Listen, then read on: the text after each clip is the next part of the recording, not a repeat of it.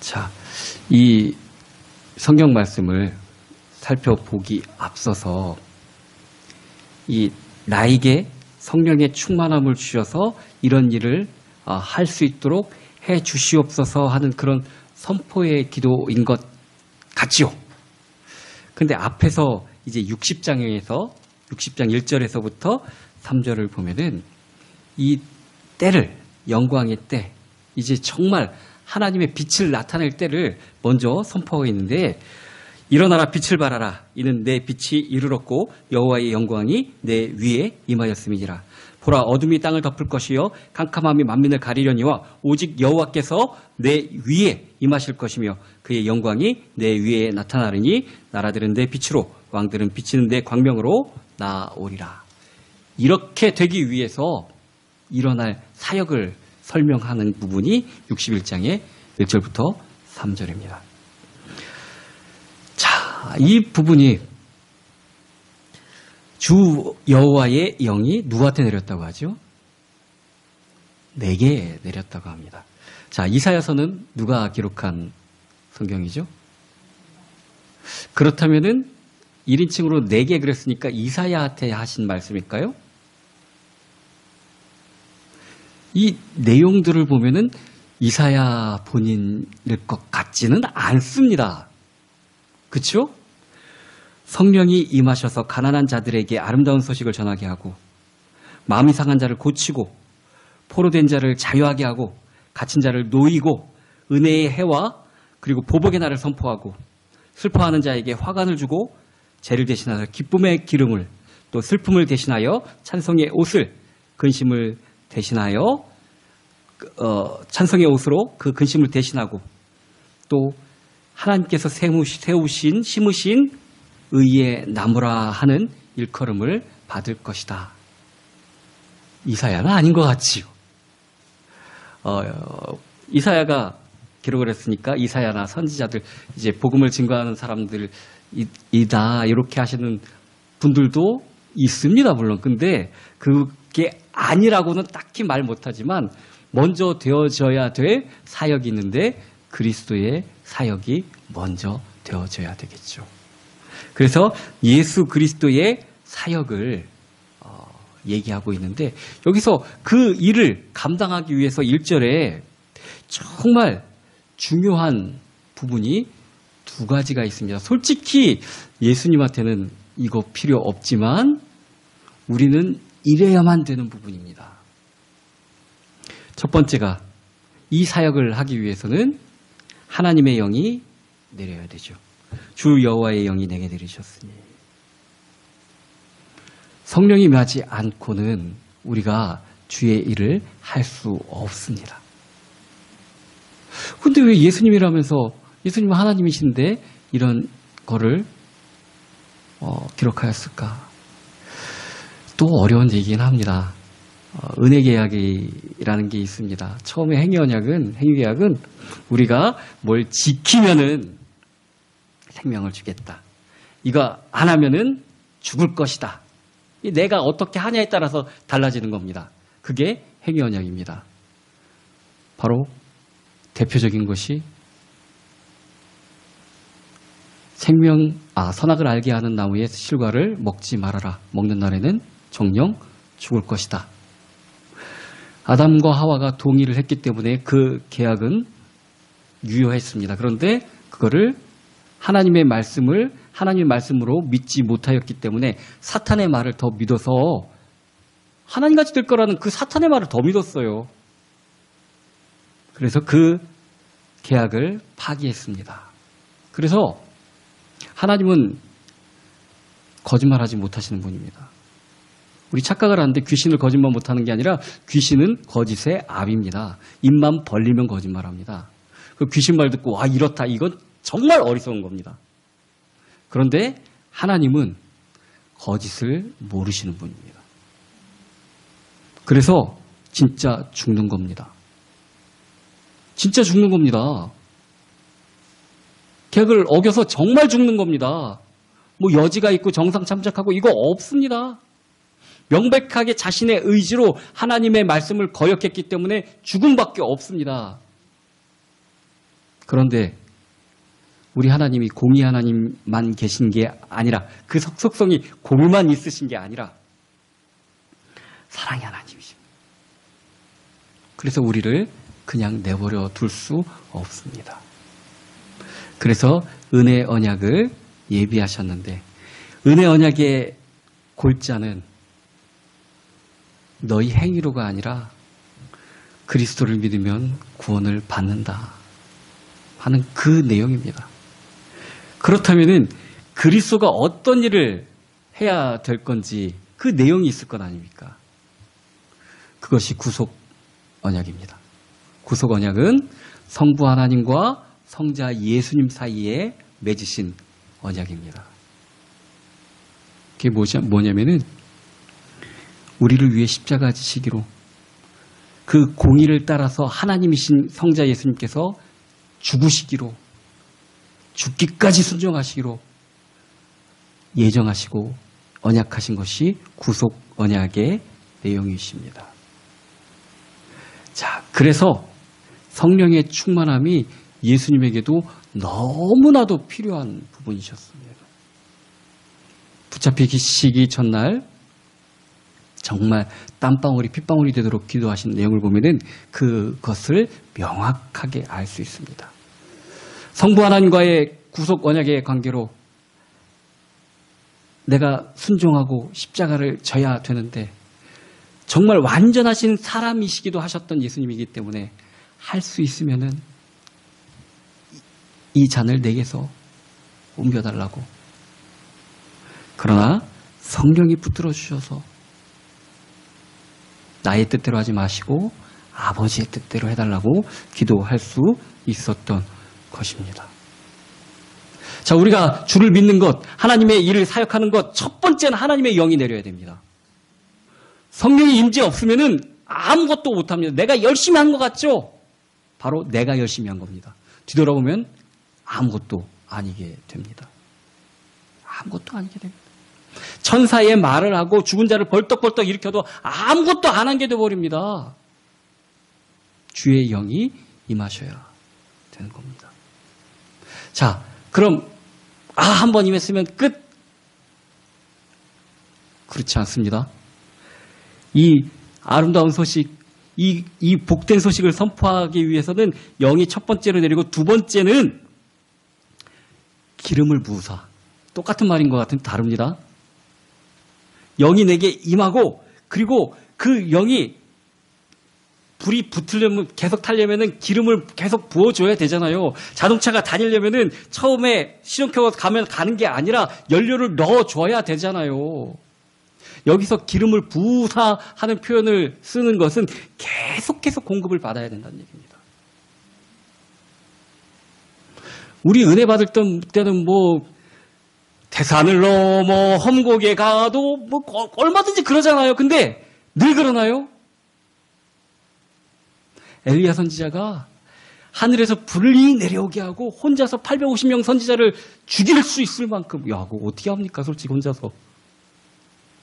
그렇게 성령의 하나님의 영이 그에게 임하셨을 때는 그런 일들을 했지만 금방 연료가 떨어져 갖고 이스라엘 여왕이 죽인다니까 도망가면서 이제 나밖에 안 남았나이다. 여기가 좋거니 나를 데려가 주소서.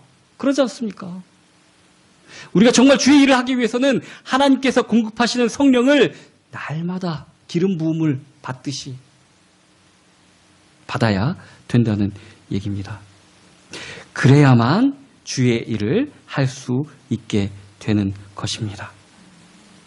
자, 이제 성령의 임재하심과 그의 나에게 날마다 공급하시는 그 충만함을 받으면은 어떤 일을 할 수 있는가? 예수 그리스도께서 우리에게 하시는 일이 무엇인가? 그것이 이제 첫 번째가 가난한 자에게 아름다운 소식을 전하게 하려 하심이라. 아름다운 소식이 뭘까요? 말인데 막 이뻐.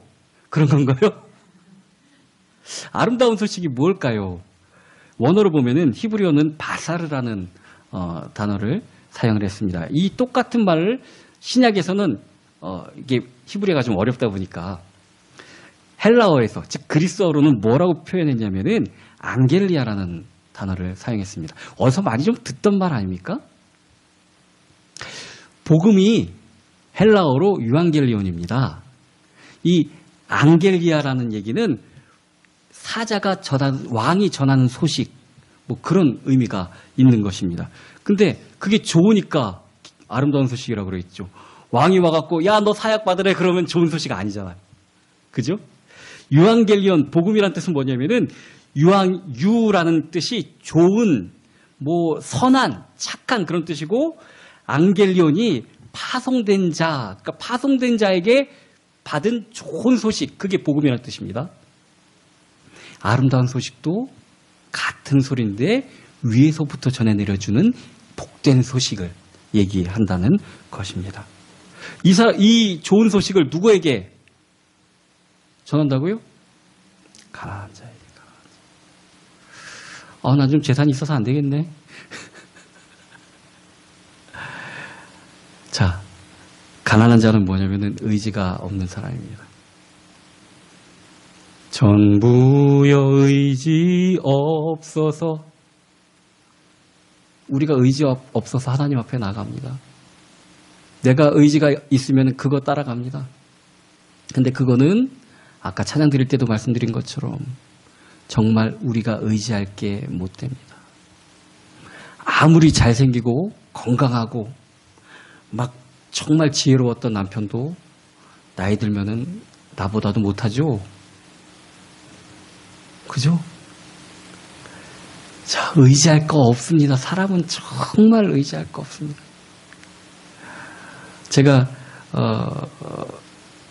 나이를 갖다가 한 살 늦게 우리 할아버지가 호적에 저를 올리시는 바람에 9살에 학교를 들어갈 뻔했습니다. 그래서 이걸 우리 아버지가 어떻게 좀 해결해 보려고 하는데, 서울에서는 이제 이미 이게 교육 그런 부분이 다 정비가 되고 탄탄해서 어디 그렇게 될 수가 없습니다. 그래서 아버지 고향이셨던 이 청주로 제가 그러니까 원래 호적상의 나이로는 7살에, 근데 원래 정말 나이는 8살에 여기서 이제 1학년을 다니게 됐습니다. 여기선 받아준다 그래가지고. 그래서 매주는 아니고요.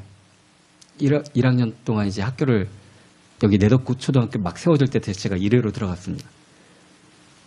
매주는 아니고 저희 할머니께서 어린애가 떨어져 있으니까 서울로 이제 한 2주에 한 번 정도, 한 달에 한두 번 정도 그렇게 주말에 저를 데리고 가셨습니다. 우리 어머니께서 얼마나 아들 오는 거를 갖다가 그렇게 반갑고 좋으셨는지, 제가 1학년 때 몸무게가 30kg였어요. 굉장히 컸었어요. 그 초등학교 1학년 때 제가 제 같은 반 애들이 제 목 아래에 있었어요. 그런, 우리 어머니 지금도 조그만하잖아요. 근데 그 한 번 올라올 때마다 저를 땅에 안 내려놓으셨어요. 업고 다니셨어요. 그런데 그렇게 의지할 것 같고 무슨 일만 있으면 엄마 찾으면 엄마가 다 해주셨었는데, 이제 저희 어머니 저를 의지해야죠. 세상에 우리가 의지할 것들이 아무것도 없이 느껴지는 게 정상입니다. 가난한 자는 세상의 것으로 의지하고 위로를 못 받는 사람들이 가난한 사람들입니다. 그래서 정말 하나님을 간절히 구하는 사람이 가난한 자입니다. 지불이 뭐 있는 것 마냥 하나님도 있어도 그만 없어도 그만 그렇게 사시는 분들이 얼마나 많은지 몰라요. 뭐가 의지할 거라고, 통장에 의지할 거인 줄 아십니까? 갑자기 정신 딱 태갖고 비밀번호 모르면 어떡하려고요. 그죠? 내게 내 겁니까? 솔직히 말하면은. 갑자기 보이고 좋았던 것들이 안 보일 수도 있습니다. 그죠? 갑자기 튼튼한 내 다리가 못 움직일 수도 있습니다. 우리가 도대체 뭘 의지하겠습니까? 왜 자신의 상태를 알지 못하는지, 그래서 하나님께 더 나아가지 못하는지 그 답답함이 벗어져야 되는 것입니다. 우리가 의지할 것 아무것도 없습니다. 나는 구원받을 공로가 전혀 없습니다. 쉽게 말하면은 이 성전 미문에 아름다운 문이라고 하는 그 미문에 앉아있던 안진뱅이가 나 안진뱅이니까 니들 나한테 얼마씩 줘야 돼 그럴 수 있나요? 그냥 지나가는 사람한테 긍휼을 구할 수밖에 없습니다. 그가 은혜를 베푸시면은 뭐를 주고 아니면 우리가 정말 하나님 앞에 그렇게 나가서 구해야지 우리가 하나님 앞에 뭘 구할 게 또 있습니까? 뭐 하나님 앞에 맡겨놓은 거 있습니까? 없지 않습니까? 오로지 하나님의 긍휼을 구할 것밖에 없습니다. 우리는 구원받을 공로를 전혀 갖고 있지 않습니다. 그래서 이 아름다운 소식을 우리가 받아야 됩니다. 이 복된 소식을 우리가 받아야 되는 것입니다. 꼭 모르면은 안 되는 거예요.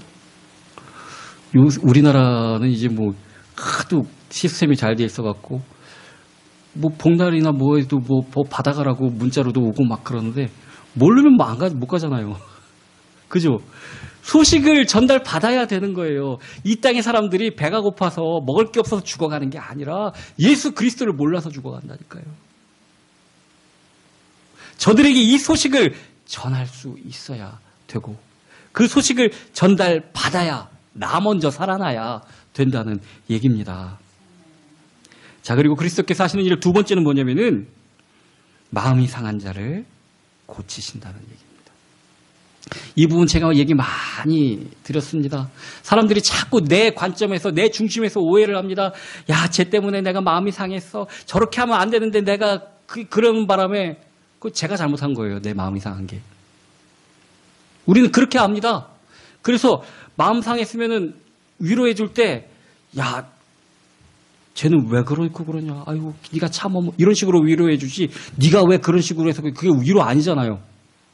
그거 위로 아니잖아요. 우리는 그렇게 아는 거라는 겁니다. 하나님 중심이 아니라 얼마나 내 중심인지 모릅니다. 죽어도 내 중심입니다. 마음이 왜 상할까요?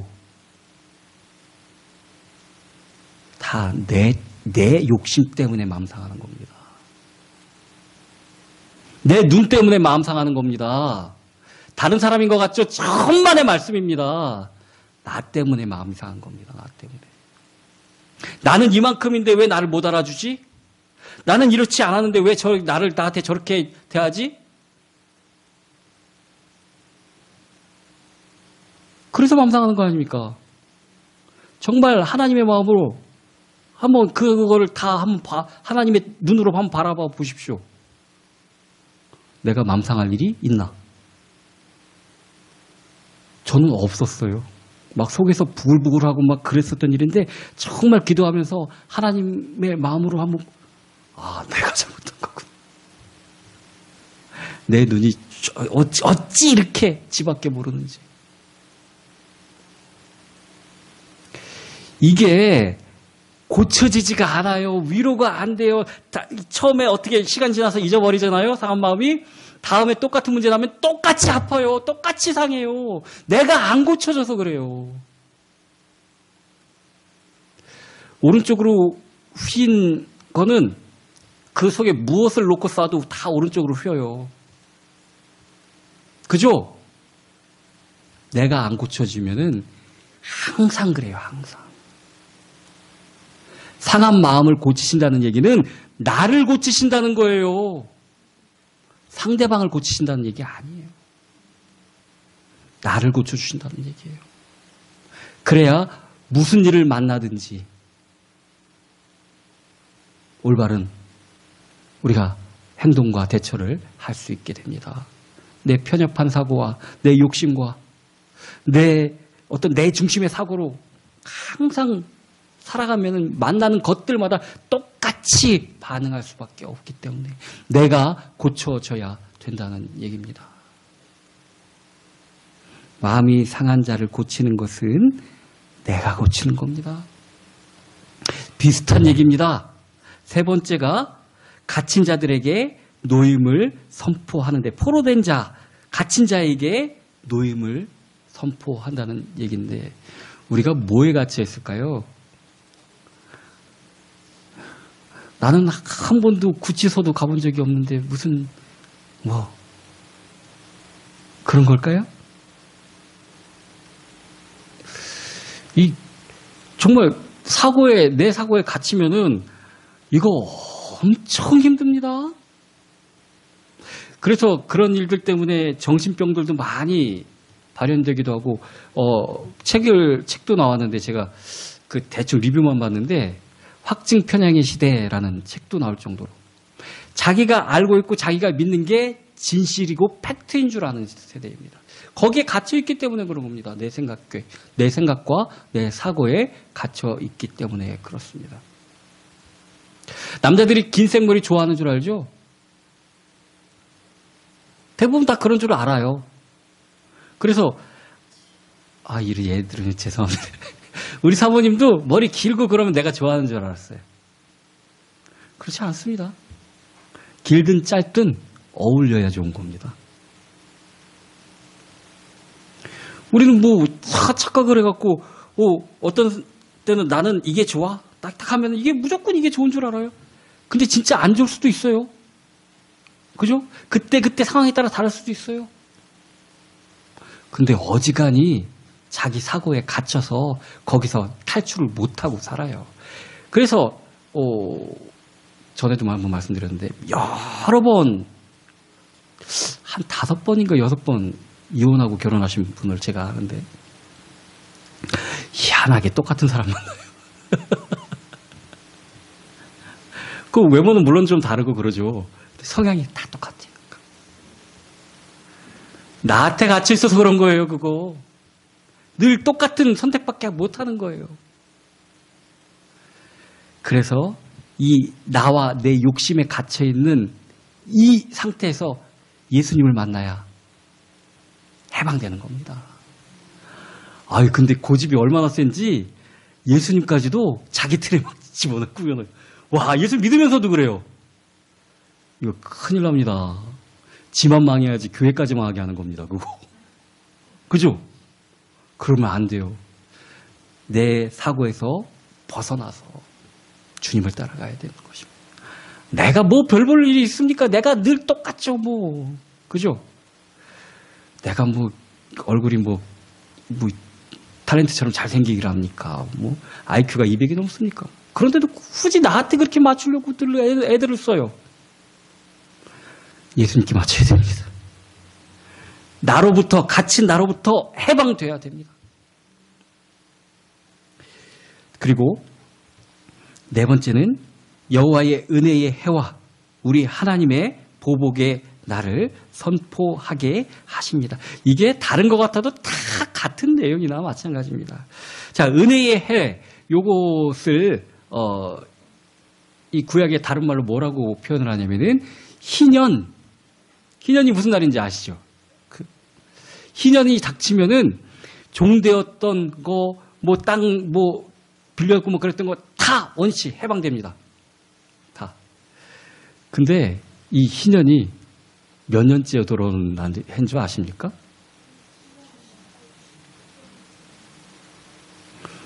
뭐 7년으로 잘못 알고 계시는 분들 많은데 7년은 안식년입니다.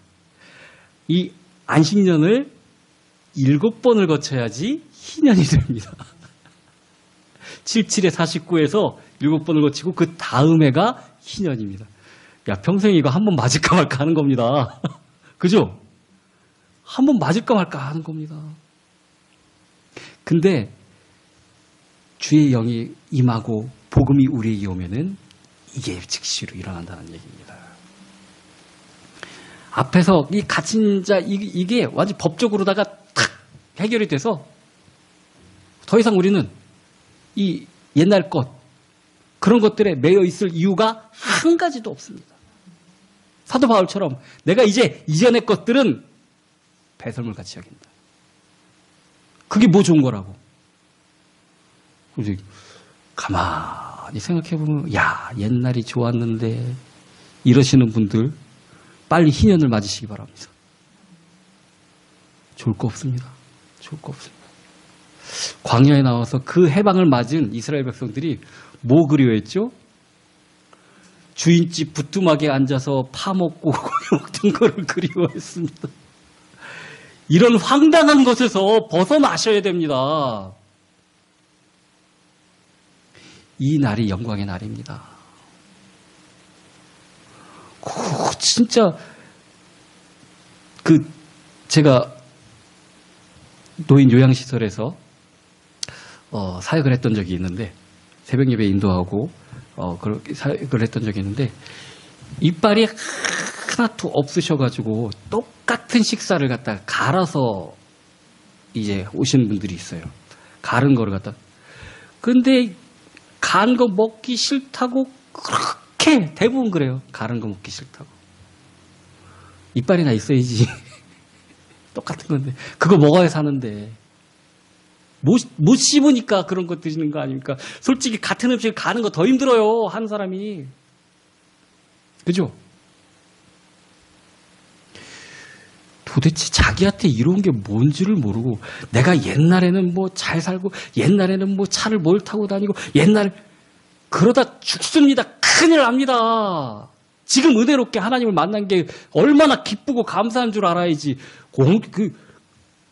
애굽에서 글쎄 종살이 하면서 힘든 일 하면서 그거 뭐 부뚜막에 좀 앉아갖고 뭐 먹던 거 그게 좋다고 생각하는 거나 똑같다는 얘기입니다. 생각이 깨야 됩니다. 지금이 은혜 받을 때요. 지금이 제일 정말 하나님의 은혜를 받는 때라는 얘기입니다. 이 날이 희년이 여호와의 은혜의 날이면서 동시에 우리를 박해하고 우리를 힘들게 만들었던 그런 것들에게는 보복의 날이라고 하십니다. 눌려 살지 마세요. 하나님의 날에는 저들이 엎드러지는 게 정상입니다. 눌려 살지 마십시오. 아니, 하나님이 그렇게 힘없으신 분으로 알고 살면은 답답해서 어떻게 삽니까? 우리 하나님 그런 분 아니에요. 하나님의 은혜의 날과 또 우리를 복수하시는 하나님의 보복의 날을 선포하여서 더 이상 우리가 슬픈 자가 아닌 은혜 받은 자가 되게 되는 것입니다. 모든 슬픈 자를 위로해 주십니다. 자, 마음이 상한 것은 나 때문이니까 그 마음을 고쳐주셔야 됩니다. 그런데 우리의 슬픈 마음은 주님께서 위로해 주십니다. 자, 우리의 위로자가 부인도 될 수 없고 자녀도 될 수 없고 돈도 될 수 없고 남편도 될 수 없습니다. 그들도 똑같은 결핍자들이기 때문에 그렇습니다. 우리를 위로해 주실 분은 오직 하나님밖에 없습니다. 하나님이 위로해 주셔야 그게 정상이죠. 정답이죠. 그죠? 하나님이 위로해 주실 때 우리의 슬픔이 빨갛게 벗겨질 수가 있습니다. 다른 걸로는 아무리 그래봤자 임시방편입니다. 제가 진통제를 잘 안 먹습니다. 그냥 생으로 하기를 좋아하는데 너무 아프면 먹기도 하죠. 왜냐하면 진통제는 고치는 게 아니기 때문에. 잠깐 잊혀지는 것이기 때문에. 자, 그렇게 현실의 슬픔, 현실의 고통을 갖다가 피하려고만 하면은 약 먹다가 술 먹다 마약하다가 그렇게 될 수밖에 없는 거예요. 점점 더. 말기 암 환자들은 몰핀 같은 마약도 아주 독한 그런 성분의 진통제를 줍니다. 그렇다고 그거 먹으면 낫나요? 아닙니다. 정말 내 슬픔을 위로해 주실 분은 하나님밖에 없습니다. 세상에서 찾으려고 하지 마십시오. 세상은 지들도 다 똑같이 멸망해가는 결핍자들입니다. 하나님밖에 없습니다. 우리의 슬픔을 위로해 주실 분은 오직 하나님밖에 없습니다. 그리고 마지막으로 6번째는 그 슬퍼하는 자들에게 그 상태에서 벗어나서 정말 최고의 상태로 만들어 주시는지. 자, 시온에서가 중요하죠. 하나님께 예배하는 곳에서입니다. 시온. 그죠? 슬퍼하는 자에게 화관을 주어 꽃으로 만든 관을 씌워주시고, 그리고 이 상당하거나 슬픈 일 만나면 죄를 머리에 흩날려서 뒤집어 쓰고 배에 띠를 띠고 그렇게 슬퍼했는데, 그 죄를 대신해서 기쁨의 기름. 우리 하다못해 좀 똑같은 예는 아니지만 어디 뭐 잔치나 뭐 꾸미고 나갈 때 옛날 어르신들 보면은 머리에 동백기름 바르고 나가잖아요. 슬프게 뭐 뒤집어 쓰고 안 나가잖아요. 밖으로 드러내지는 기쁨이 있게, 다른 사람들이 보기에 기쁠 수 있도록 구별되게 기쁨의 기름을 발라주시고, 또 찬송의 옷으로 근심을 대신하게 하시고. 나이 드니까, 죄송합니다. 제가 젊은 때에 속하는데, 앉고 있을 때 자꾸 소리가 나요. 우리 사모님도 자꾸 놀리는데, 아야야야. 제가 보기에는 동안이에요. 동안이라는 소리 많이 들어요. 나이에 비해서. 근데 나이는 못 속여요. 아이고. 그런 소리 많이 돼요. 자, 근데 이건 육신적인 거지만, 막 내가 만약에 복권을 맞춰봤는데 1등 당첨이 됐는데, 내일 이제 은행 문전대로 찾아갈 수 있어요. 한 몇십억 된다. 아이고 소리 아마 안 나올 거예요. 그죠? 아마 안 나올 거예요. 아유야, 빨리 내일 됐으면 좋겠다. 그죠? 우리의 슬픔이 생각조차 나지 않을 수 있도록, 내 호흡과 내 말이 기쁨의 찬양이 될 수 있도록 그렇게 해주신다는 얘기입니다. 우리 세상 살면서 주의 백성으로 살면서 에휴, 우리 어머니처럼 지금 저렇게 안 되잖아요.